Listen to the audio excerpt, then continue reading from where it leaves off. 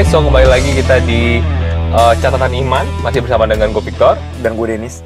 Nah, kita di episode kedua ini kita akan membahas mengenai sesuatu yang menarik nih. Dan apa nih, dan kira-kira isu-isu apa yang akan kita bahas di episode kali ini? Hari ini kita akan ngebahas video lu nih, Tar. Video ini gue ya. Iya. Padahal yang nonton baru dikit ya, tapi udah jadi kontroversi ya. Udah langsung diomongin nih, diomongin. Lu yang ngomongin. Iya, gue yang ngomongin doang. Iya. Jadi kita akan ngebahas video lu tentang yang ngomongin soal prosperity gospel gitu. Oke. Jadi kebetulan memang gue juga dapat artikel yang ngomong soal prosperity gospel lah gitu. Jadi hari ini kita akan ngebahas prosperity gospel versus the real gospel gitu ya. Gila, keren. Nah, mungkin lu boleh baca dulu artikelnya kayak gimana nih, biar para pendengar kita tahu. Nah, jadi artikel ini ngomong basically bahwa ada seorang leader ataupun pemimpin di gereja Katolik di Asia mengatakan bahwa prosperity gospel ini adalah sebenarnya a very big obstacle gitu. Maksudnya kayak a very big hindrance lah, sesuatu yang menghalangi kemajuan daripada kekristenan gitu loh. Dan mereka juga ngomong bahwa ada banyak daripada orang-orang yang yang percaya prosperity gospel ya ini klaim bahwa mereka juga adalah diurapi gitu, gerejanya paling diurapi segala macam, dan ini akhirnya menjadi hambatan untuk kekristenan itu sendiri. Basically itulah artikelnya kurang lebih. Oke. Kalau menurut lu sendiri, Tor, kan lu udah pernah bahas nih di video lu, dan lu udah sempet juga masukin ada orang-orangnya langsung ngomong. Oke. Kalau menurut lu sendiri sebenarnya the real gospel dan prosperity gospel itu apa sih? Maksudnya kayak gimana sih? Jadi kita ada bayangan nih, the real gospel kayak gimana dan prosperity gospel itu apa gitu. Oke. Nah, menurut gue mungkin kalau gue sih mungkin akan jelasin dulu prosperity gospel lah ya. Karena menurut gue kalau kita udah tahu yang salah yang mana, tahu yang gampang yang benar tuh lebih gampang gitu ya. Jadi menurut gue prosperity gospel adalah sebenarnya gospel yang sama, sebenarnya Alkitabnya sama.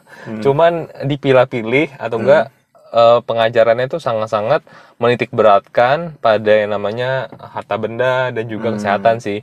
Jadi benar-benar mereka percaya bahwa sebenarnya keselamatan itu ada, tapi lebih fokus kepada keselamatan di dunia. Di mana seseorang itu bisa punya selamat dalam arti kaya dan juga mereka sehat. Jadi terhindar dari segala penyakit. Jadi benar-benar kayak hidupnya itu seperti Abraham, Daud, Salomo yang penuh dengan kekayaan dan segala macam. Which is itu salah gak? Ya nggak sebenarnya salah, karena Tuhan mau dong kita kaya dan juga sehat. Tapi itu bukan tujuan utamanya gitu. Karena the real gospel itu sebenarnya harusnya menitik beratkan pada keselamatan kita di surga nanti gitu. Tapi ini prosperity gospel menyimpangkan itu dengan cara yaitu bilangnya fokusnya itu lebih ke arah harta juga ke kesehatan. Tapi apa lu setuju nggak sih, maksudnya kalau maksudnya lu setuju nih, Tuhan kan mau kita kaya. Tapi lu setuju kalau misalnya kan lu bilang tadi kan ini nih menitik beratkan terlalu banyak kepada kekayaan dan segala sesuatu yang di dunia. Jadi menurut lu kita harusnya menitik beratkannya kemana? Pada di surga nanti. Sama seperti Paulus bilang gitu, bahwa kita harus fokusnya pada sesuatu yang tidak kelihatan gitu. Karena yang tidak kelihatan itu lebih kekal daripada. Cuma kita masih hidup. Berarti kita nggak boleh. Jadi kita harus fokus apa di dunia ini selama kita masih hidup? Kalau kita nggak boleh fokus ke kekayaan dan ke kesehatan. Nah, menurut gue itu dia, makanya fokusnya harusnya itu pertama adalah bagaimana kita mempersiapkan diri kita untuk mendapatkan keselamatan di surga nanti. Gitu kan, karena bukan kita udah dapat. Sudah dapat, betul. Tapi kan bukan berarti seorang yang jadi Kristen kan udah dapat ya udah gitu. Kita masih punya mission, kita masih punya purpose, kita masih punya banyak hal yang kita perlu lakukan untuk di bumi ini gitu ya. Ya salah satunya adalah menjadi salt and light gitu kan. Garam dan terang buat orang-orang sekitar kita. Nah, itu harus menurut gue adalah jadi tujuan utamanya. Tapi bukan berarti kita nggak boleh sukses dalam karir dan segala macam, boleh juga gitu. Tapi jangan sampai kita terbutakan lah, atau jangan sampai kita kayak menganggap itu sebagai main purpose-nya, sedangkan mending udah selamat, udah itu nggak usah dipikirin gitu. Nah, itu menurut gue.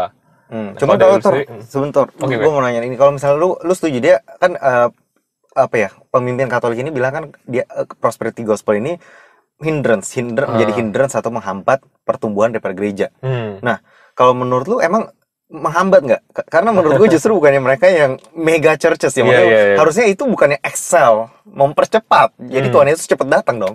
Maksudnya kenapa harus dipermasalahkan? Sementara kalau the real gospel mana jadinya gerejanya maksudnya bukan yang diminati lah ya, istilahnya boleh dibilang ya, karena yang ditampilkan di video lu juga itu yang gede-gede banget, Tor. Benar. Nah, maksud gue tuh apakah itu menghambat atau justru mempercepat? Nah, menurut lu gimana? Kan dia Alkitabnya sama ya? Betul. Alkitabnya sama ya, jadi dia nggak ada perbedaan di Alkitab. Dia nggak bikin Alkitab sendiri, ini berbeda dengan Saksi Yehova yang dia punya terjemahan baru. Nah, jadi ini literally pakai Alkitab yang sama dengan kita ya. Jadi ya, basically sebenarnya dasarnya sama. Betul. Boleh dibilang. Nah, kenapa dibilang menghambat? Dan kenapa lu setuju kalau itu menghambat? Actually sih pertama ada gue nggak tahu sebenarnya perspektifnya si Roman Catholic ini bilang kenapa dia bisa memutuskan hal seperti itu. Cuman kalau gue boleh menganalisa ya, menurut gue sih betul sih sebenarnya dilemanya seperti itu. Dilemanya adalah biasanya gereja-gereja yang mengajarkan ini tuh gereja-gereja besar, gereja-gereja yang punya influence yang besar dan bisa dibilang dan mereka suka sekali membranding bahwa ya mereka sudah menyelamatkan berapa ribu jiwa, donasinya banyak sekali segala macam.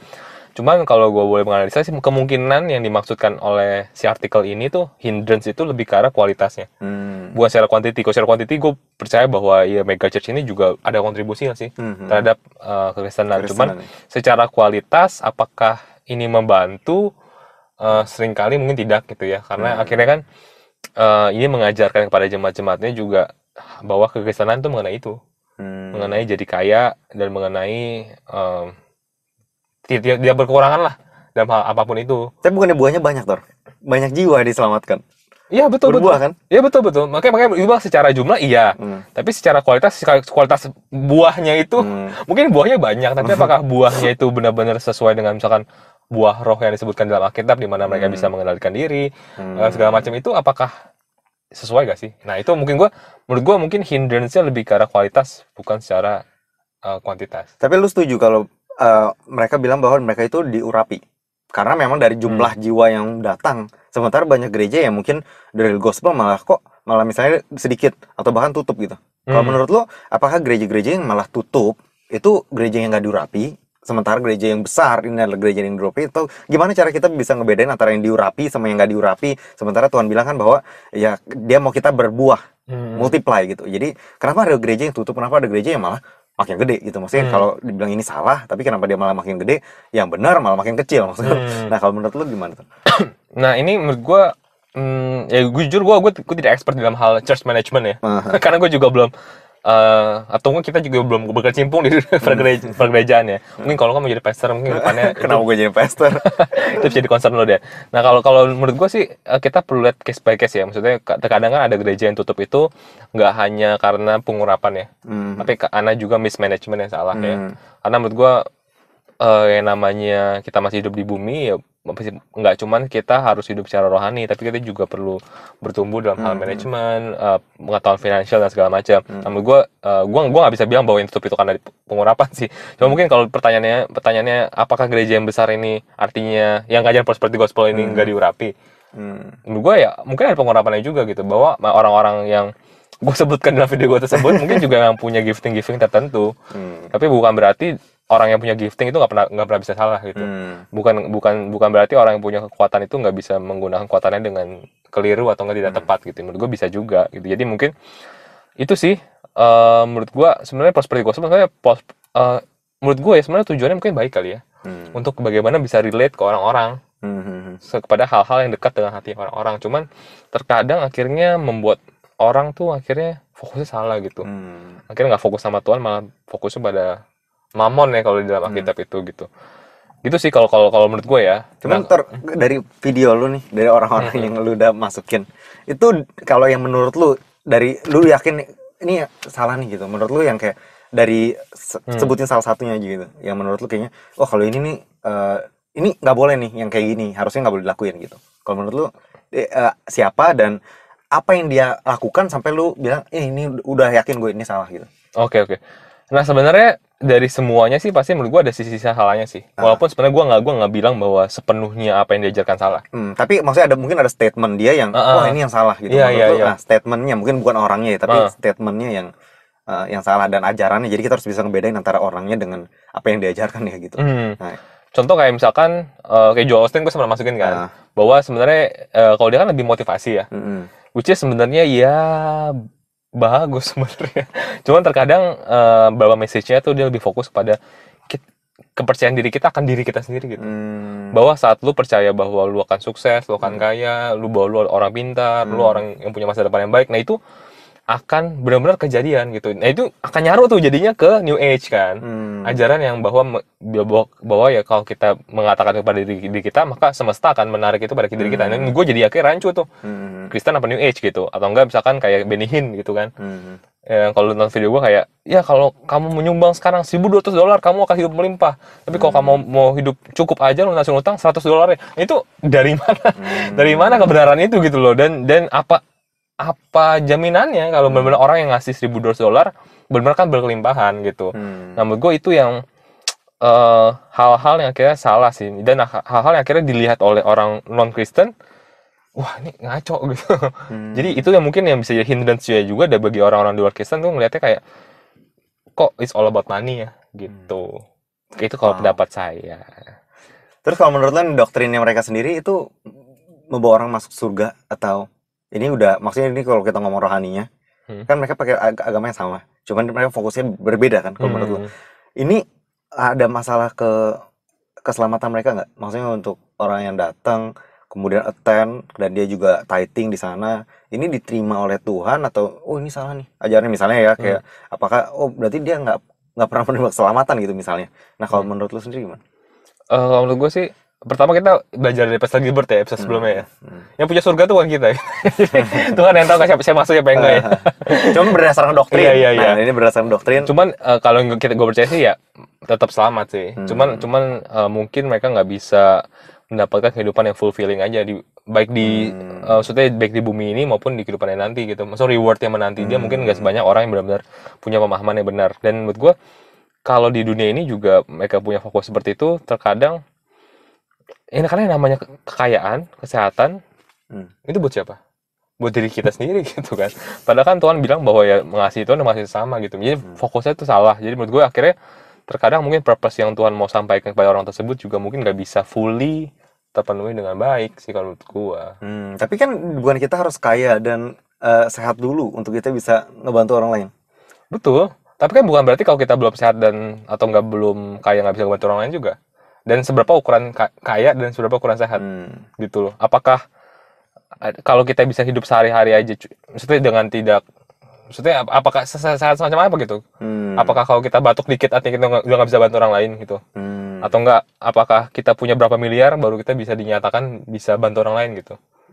Itu kan. Jadi kan ini menurut gue jadinya karena menurut gue terlepas daripada keadaan kita, maksudnya hati kita yang paling penting gitu.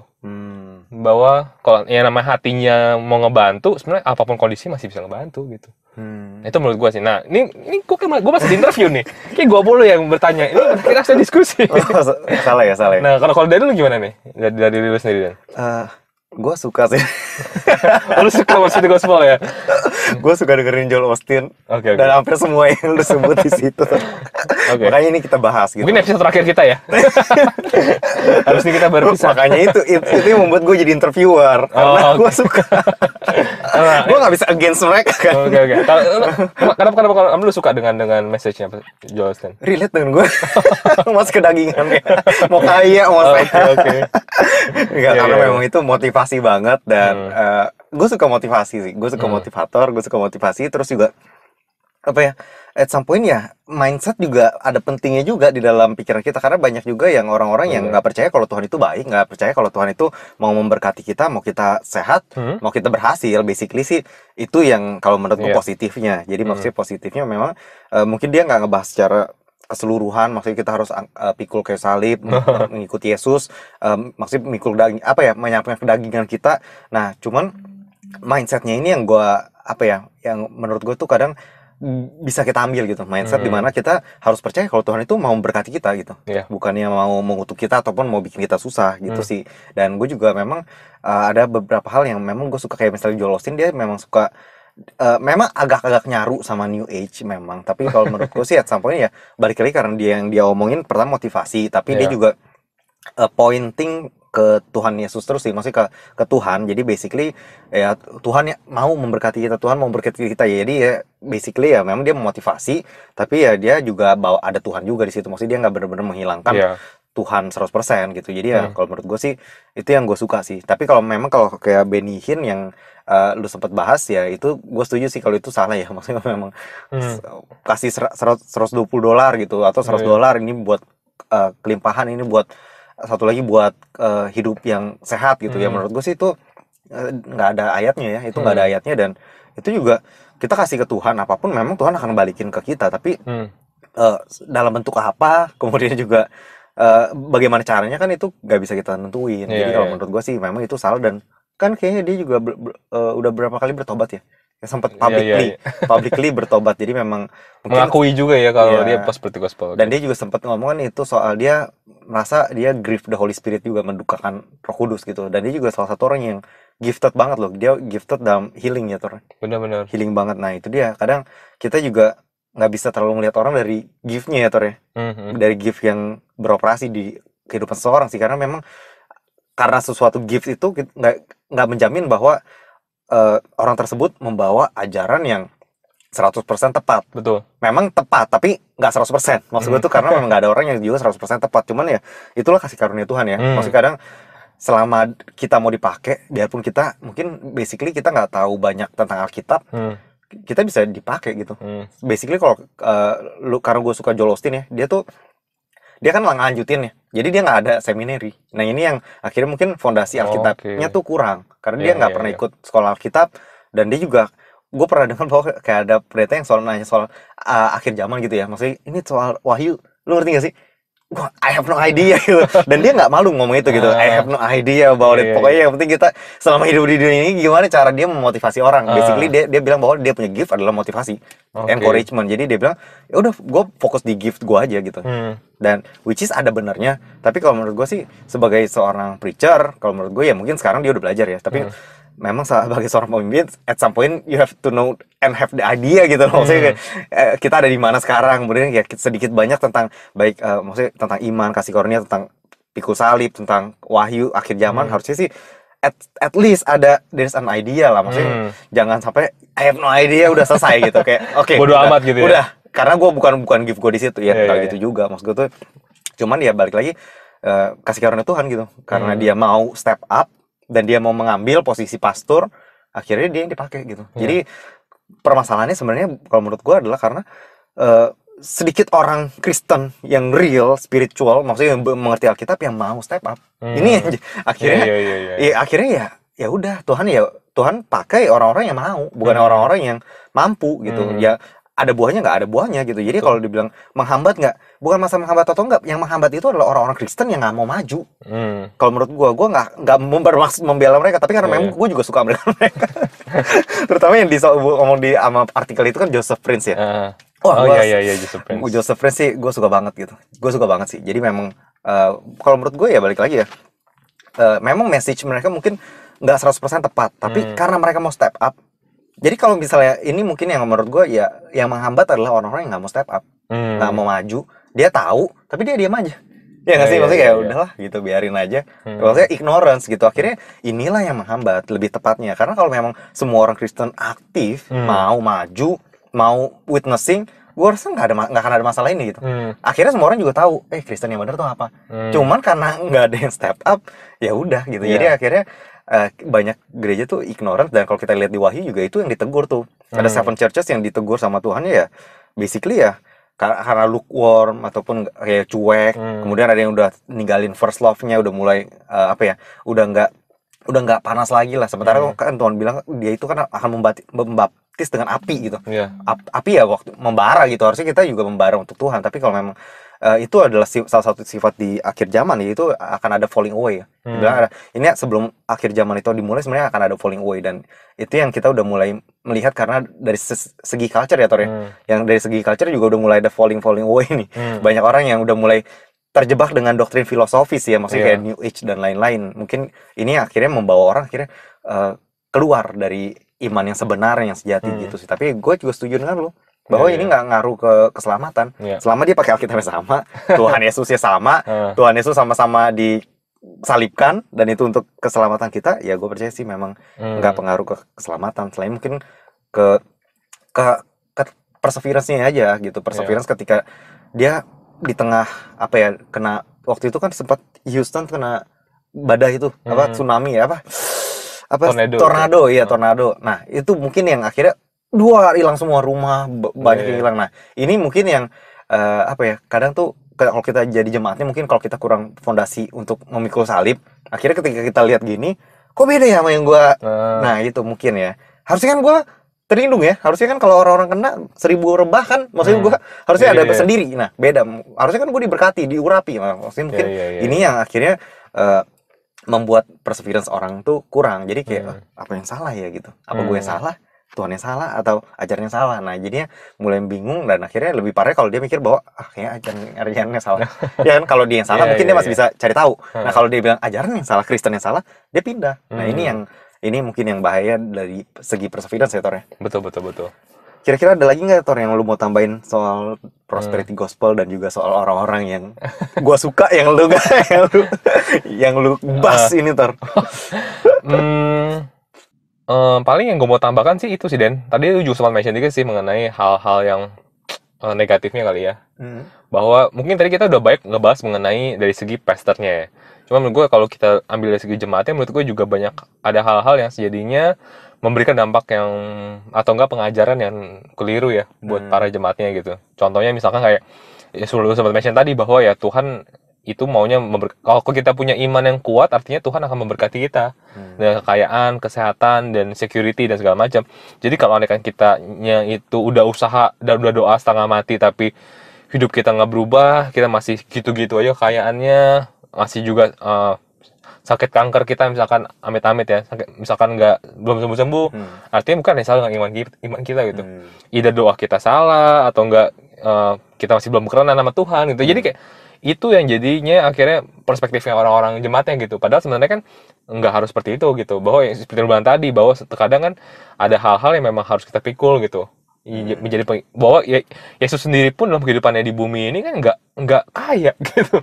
Maksudnya nggak penuh dengan segala hal-hal yang enak untuk dinikmati ya.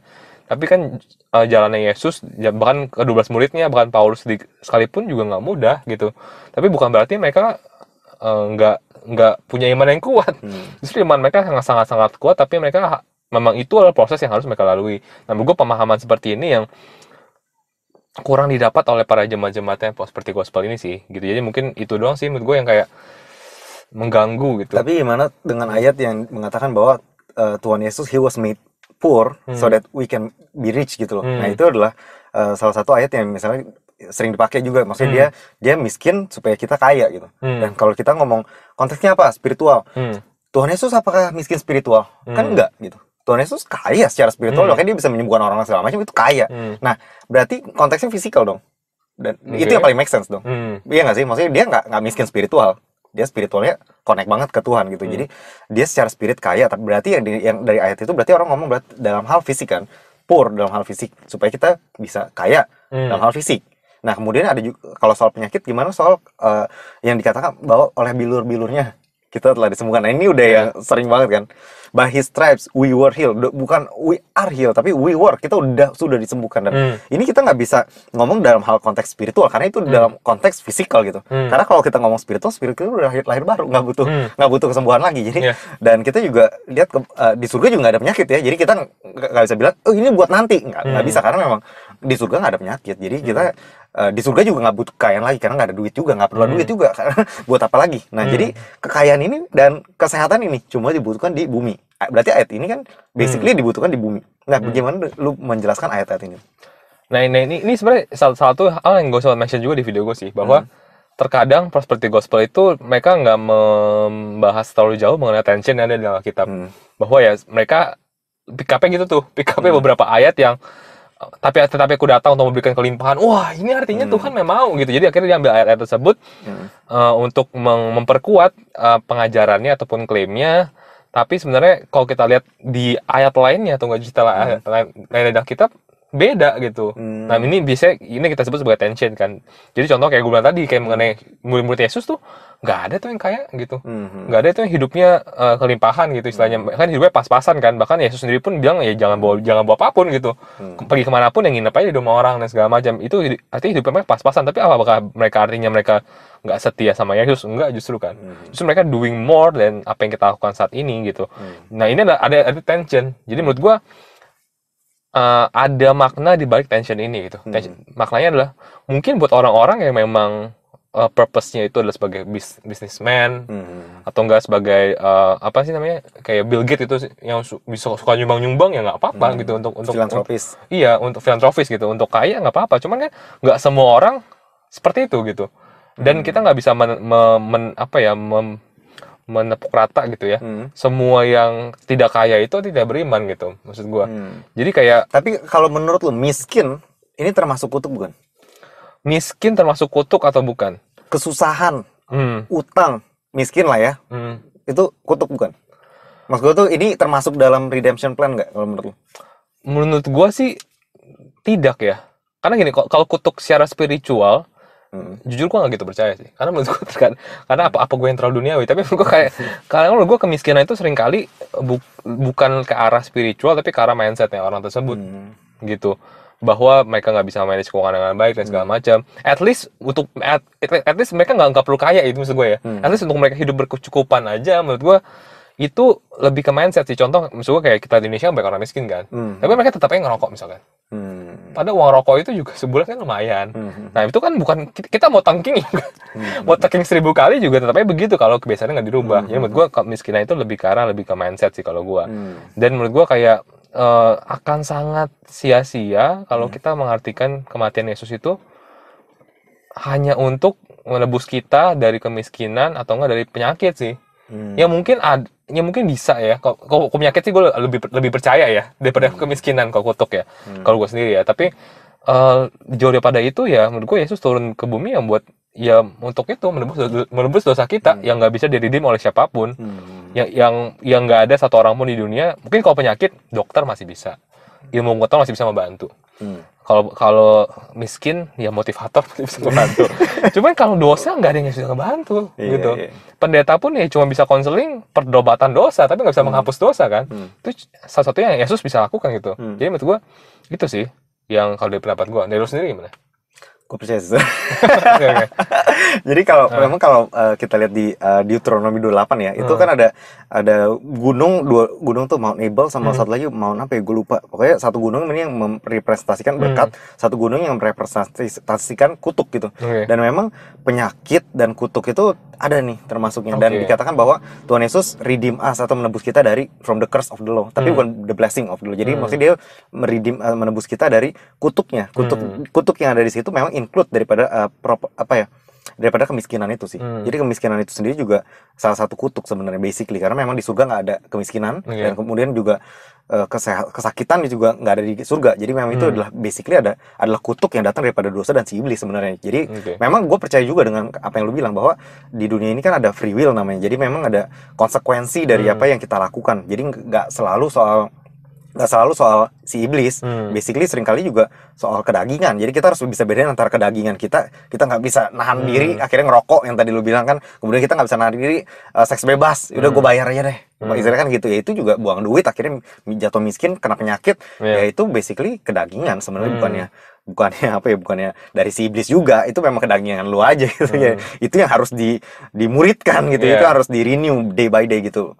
Dan kalau masalah kekayaan dan kesembuhan ya gue percaya sih memang, kalau dari gue sendiri, kalau untuk kesembuhan ya gue percaya itu banyak faktornya. Faktornya adalah salah satunya yang pertama misalnya kan unforgiveness. Jadi makanya kan kalau kita ngomong soal doa Bapa kami, ya kan, ampunilah kami sebagaimana kami mengampuni orang yang bersalah pada kami. Jadi memang ada banyak nih, salah satunya unforgiveness. Kemudian juga yang kedua barulah iman misalnya, karena memang iman nggak akan bekerja sebelum kita memaafkan orang lain dulu, karena iman itu akan bekerja, faith works through love gitu. Kalau kita nggak unforgiving, nggak ada love di sana, faith will not works gitu. Jadi kita harus tahu yang pertama ini unforgiving, yang kedua itu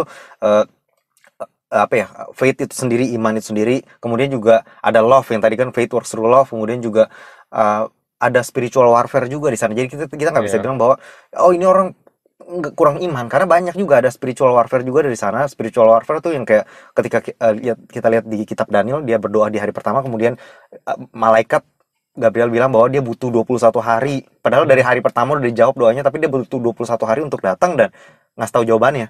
Itu jawaban doang. Maksud gue tuh kayak literally ya, kalau menurut gue sih ya ada spiritual warfare yang ini yang makan proses gitu. Jadi mungkin kalau menurut gue sih ini yang kita nggak bisa ngejudge orang kenapa dia sembuh, kenapa dia nggak sembuh, kenapa dia istilahnya apa sih yang salah? Ya bisa juga karena memang kedagingan dia sendiri. Maksudnya kayak tadi lu bilang dia ngerokok, ya wajar lah dia sakit gitu. Jadi ya ada konsekuensi. Jadi ya kita nggak bisa ngejudge sih. Tapi ya kalau gue sendiri, gue percaya bahwa memang itu salah satu bagian daripada redemption plan. Tapi gue juga setuju kalau memang jangan fokusnya cuman ke berkatnya gitu. Jangan fokusnya ke berkatnya doang. Toh juga nanti setelah kita nggak di dunia ini, penyakit itu nggak akan ada, duit itu nggak akan ada. Jadi basically semua dari kita akan sama aja. Jadi kita nggak akan bawa apa-apa juga kok gitu. Karena kita datang ke sini nggak bawa apa-apa, kita pergi juga nggak bawa apa-apa. Kenapa kita harus fokus kepada sesuatu yang kita nggak akan bawa, sementara ada sesuatu yang akan kita bawa. Kalau maksudnya itu yang diomongin sama Victor sih. Maksudnya kayak lu ngomong bagus banget bahwa ada sesuatu yang kita bawa, ya yang kita bawa adalah karakter kita, kemudian kesetiaan kita dengan Tuhan Yesus dan perjalanan kita. Inilah yang harus difokuskan. Karena memang kan carilah dahulu kerajaan Allah, bahwa maka segala sesuatunya akan ditambahkan. Tapi kalau kita fokus ke segala sesuatu yang ditambahkan, akhirnya kita menjadikan segala sesuatu yang ditambahkan Allah kita, dan akhirnya kita nggak ketemu dengan kerajaan surga dan kita nggak kemana-mana gitu. Maksudnya kita juga cuma ngejar terus, dan ini yang salah gitu. Dan balik lagi ya, gue percaya juga memang ada bagian daripada will of God gitu ya. Kayak tadi lu bilang will of God itu ada orang yang memang ditempatkan untuk menjadi pemimpin, leader. Cyrus, kayak contohnya Cyrus gitu ya. Udah namanya itu udah ditulis 150 tahun sebelum dia itu lahir. Lu bayangkan kalau lu jadi Cyrus. Terus lu lihat nama lu ada 150 tahun sebelum lahir. Dan itu benar, lu di sana di Babylon segala macam itu di Persia gitu ya. Cyrus itu Persia, dan dia lihat, dia baca gitu. Dan memang dia udah ya, it's one of a kind yang lu dari agama manapun lu nggak bisa klaim bahwa ini salah gitu, karena memang itu salah satu profesi yang terwujud di mana 150 tahun sebelumnya itu udah ditulis. Wow. Dan lu bayangin lu jadi orang itu. Dan memang itu orang yang udah ditetapkan gitu. Dan salah satu yang udah ditetapkan juga Nebukadnezar ya, maksudnya dia dari Babilonia dia bisa ngalahin banyak negara sampai akhirnya jadi satu yang kepala emas. Kemudian Persia segala macam itu juga udah ditempatkan. Ada juga Alexander the Great, itu juga salah satu profesi yang dia bisa ngalahin Tyre yang kita baru dengar beritanya di Beirut ya. Itu Lebanon, Tyre itu Lebanon ya. Tyre dan Sidon ya itu dia bisa bikin apa ya, jalur bawah tanah untuk bisa nembus ke pulau itu. Jadi untuk ngalahin, segitu ambisiusnya dia, sampai kalau lu baca biografinya tuh sampai dia stres karena nggak ada lagi yang bisa dia conquer gitu. Gila, bisa nggak sih? Lu bayangin gitu, se-powerful itu loh. Dan Tuhan tuh nggak selalu pakai cuman orang-orang Kristen doang ya. Jadi dia juga bisa pakai orang-orang non Kristen untuk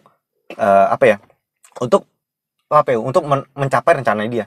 Basically itu sih. Jadi siapapun yang mau ya kan, dia bisa pakai basically. Jadi ya ada orang-orang yang memang dipakai Tuhan untuk menjadi filantropis, untuk menjadi businessman, untuk menjadi entrepreneur, untuk menjadi pemimpin, presiden atau segala sesuatu itu ya, itu dipakai Tuhan udah pasti memang. Jadi ya udah, maksudnya memang ya uang yang ada itu basically bukan uang mereka, tapi Tuhan izinkan mereka memanage gitu. Jadi ya apapun yang kita terima ya kita manage dengan baik, dan percaya bahwa Tuhan juga mau memberkati ini gitu. Memang Tuhan juga akan memberkati ya sesuai dengan measurement of faith yang kita miliki, measurement daripada karakter kita juga, dan excellency of soul sih. Karena kan kalau kita lihat bahwa ada yang perumpamaan talenta gitu ya, itu kan diberikan talenta berdasarkan ability-nya kan, kemampuannya. Kemampuan di situ sebenarnya lebih tepatnya kalau kita terjemahkan itu dunamis sebenarnya. Dunamis itu kan dunamis daripada power of the Holy Spirit gitu ya. Power of the Holy Spirit ini memiliki implikasi juga adalah excellency of soul. Jadi kebesaran daripada jiwa orang tersebut. Jadi semakin jiwa kita besar, semakin kita besar di dalam Roh Kudus, kemampuan Roh Kudus semakin besar di dalam kita untuk bisa untuk bisa expand di dalam diri kita ya. Of course kita akan mendapatkan semakin banyak talenta yang seperti di kisah tersebut sih. Basically ya itulah kurang lebih. Wow. Oke. Nah, mungkin pertanyaan terakhir nih Dan, kira-kira buat kita nih, kita yang mungkin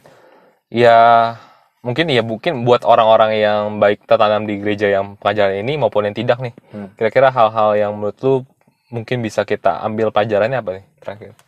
Kalau menurut gue sih cuma satu, baca Alkitab. Iya. Ini seringkali yang jadi masalah untuk para jemaat adalah karena kita nggak baca Alkitab. Kita cuman dengar khotbah dan kita berpikir itu cukup gitu. Jadi lebih parahnya kita dengar khotbah dari 10 pendeta yang berbeda selama 1 hari ada 10 jam. Ini lebih parah. Kenapa? Ada 10 orang yang tidak sempurna memberikan ajaran mereka tanpa kita tahu basisnya.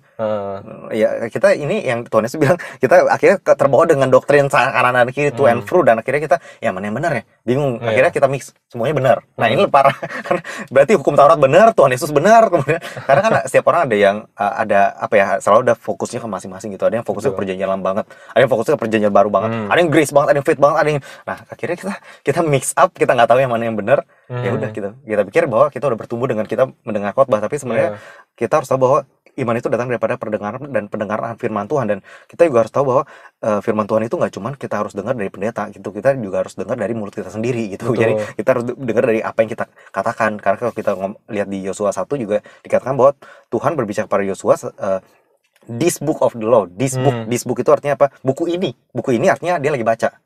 Kalau nggak buku itu, that book, ini this book. Jadi kalau kita baca di Yosua 1 tuh, jadi intinya adalah Tuhan akan berbicara kepada kita selama kita mau buka Alkitab gitu. Dan jangan berharap kalau kita cuma bisa dengar suara Roh Kudus dari pendeta gitu. Bisa aja, tapi lebih sering error. Karena seringkali itu emang suara dia, bukan suara ingatan kita gitu, bukan suara Tuhan gitu. Jadi ya ini kita harus tahu sih, karena banyak banget orang-orang yang bilang dengar suara Roh Kudus dan dia berlawanan dengan Alkitab. Ini yang bahaya. Dan gue percaya kalau misalnya kita punya pemahaman yang tepat di Alkitab, kita punya basisnya, at least baca sekali seumur hidup. Maksudnya seumur hidup sih. At least baca sekali lah kalau sebelum memulai. Nah cuman kalau lu udah baca sekali semuanya, lu udah kurang lebih ngerti. Nah ketika pendeta itu ngomong, lu bisa langsung relate. Kayaknya ini kurang tepat nih. Nah lu nggak perlu nge-condemn pendetanya kayak Jolos ini salah nih, atau ya lu ambil aja motivatornya, hal baiknya. Iya, hal-hal baiknya lu jadi itu buat lu lebih termotivasi, dan buat apa ya ambil positifnya aja lah. Tapi kita nggak perlu ini salah, kan toh juga dia tetap berdasarkan iman, kasih karunia, dan berdasarkan Tuhan Yesus. Kalau gue sih bilang gitu. Kalau menurut lu, Sor? Dari gue sendiri sih mungkin nggak ada hal yang bisa gue tambahkan sih, karena kita udah ngebahas semuanya. Mungkin gue rangkum aja kali ya.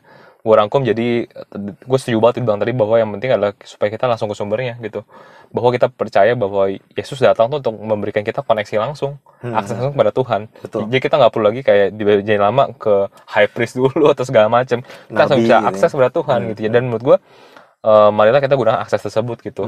Jadi gue yakin juga saat kita bisa baca Alkitab, Tuhan tuh bisa berbicara langsung. Nggak harus selalu melalui pendeta kita. Jadi menurut gue, dan saat yang lu bilang tadi, bahwa saat kita udah bisa mengerti isi daripada Alkitab dan juga message-nya, maka saat kita dengerin pendeta akan lebih mudah. Karena kita juga udah punya filter, atau enggak sudah punya gambaran besarnya. Sehingga kayak lu tadi nih, walaupun lu suka dengan Joel Osteen atau motivator apa, Joseph Prince segala macam, tapi saat mereka menyebutkan sesuatu yang mungkin agak di luar konteks, lu bisa tahu, gue ambilnya ininya aja ya, gitu. Atau enggak lu nggak mendengarkan dia dan put itu dalam konteks yang berbeda gitu. Karena lu sudah mengerti nih message-nya dari mana. Nah, menurut gue itu yang penting sih. Jadi pertama fokus ke Alkitabnya, kedua jangan fokus sama pendetanya. Gitu sih. Dan menurut gue itu udah mungkin wrap up sih. Wrap up apa yang kita bahas hari ini. Oke, closing Dan. Oke, kalau gitu kita tutup aja langsung. Dan kalau misal teman-teman punya suatu topik yang pengen banget Victor bahas nih, jadi Victor ini banyak banget pengetahuannya, terutama soal apologetik ya. Kita dong. Prosperity gospel, soal apapun itu deh, New Age atau akhir zaman atau dunia ya, bintang, bulan, gimana kemegahan dunia ini mencerminkan kemuliaan Tuhan. Nah itu maksudnya bisa langsung chatting kemana, Tor? Bisa ke Instagram gua Victor Ditya, atau Instagram kita nih di persaiman.id, atau lu gimana Den kalau lu? Gua di dennis.johan. Oke. Kalau gitu sampai di sini dulu untuk season yang kedua, episode yang kedua. Tetap keep safe, dan semoga Tuhan Yesus senantiasa memberkati kita semua, dan see you.